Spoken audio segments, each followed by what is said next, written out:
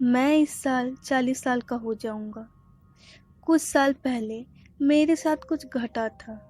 एक दिन मैं अपने दोस्त से मिलने उसके अपार्टमेंट में गया था, जो बहुत पुराना और शहर से दूर था। कॉरिडोर के बीचों बीच एक लिफ्ट था। कुछ बहुत अच्छे से याद नहीं है, पर शायद मेरे फ्रेंड रूम नंबर 701 या 801 में रहता था, 7th या 8th फ्लोर में। बाहर से अंदर की तरफ देखने पर उसका घर सबसे किनारे पर दिखता था। ये गर्मी का दिन था। मेरे दोस्त ने कहा मेरे पास कोई काम नहीं है, तो हमने एक प्लान बनाया और अपने और दो दोस्तों को घर पर बुला लिया और हमने वहाँ महफिल सजा ली। हम चारों को वहाँ बैठे बहुत देर हो गई थी। हम वहाँ शाम से ही ड्रिंक कर रहे थे। सोने से पहले हमने घर की लाइट ऑफ कर दी और फ्लोर पर लेट गए, बातें करने लगे।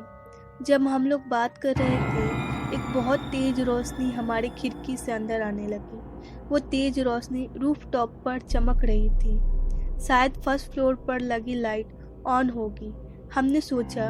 हम ऊपर की तरफ देखकर बातें करने लगे। अचानक रोशनी आने बंद हो गई, जैसे कोई लाइट के सामने आकर खड़ा हो गया हो। उस समय हमने डर कर खिड़की की तरफ देखा।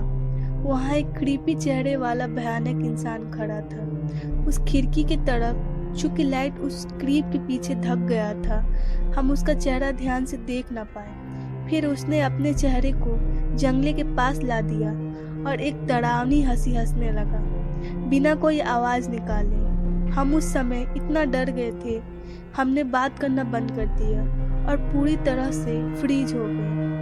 अचानक हम में से एक ने एक खाली बोतल उठाया और खिड़की की तरफ दौड़ पड़ा।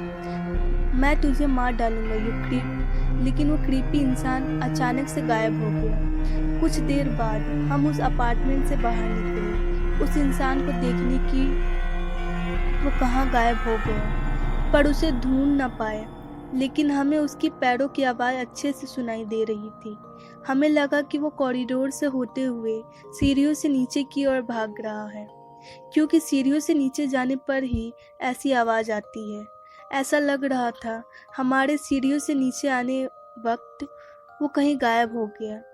फिर भी हमने नीचे जाने की साहस की, पर तुरंत ही हम अपने अपार्टमेंट में वापस आ गए।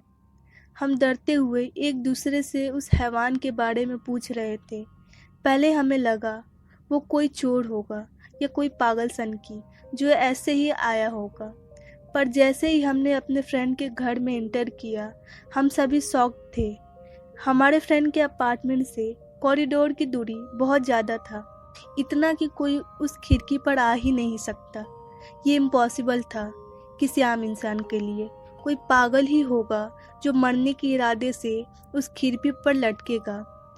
कोई आम इंसान उस खिड़की की तरफ जा भी नहीं सकता।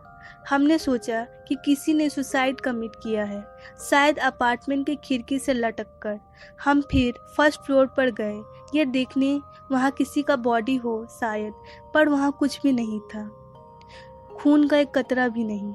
इस इंसिडेंट के बाद मैं अपने फ्रेंड के घर कभी नहीं गया, कभी भी नहीं।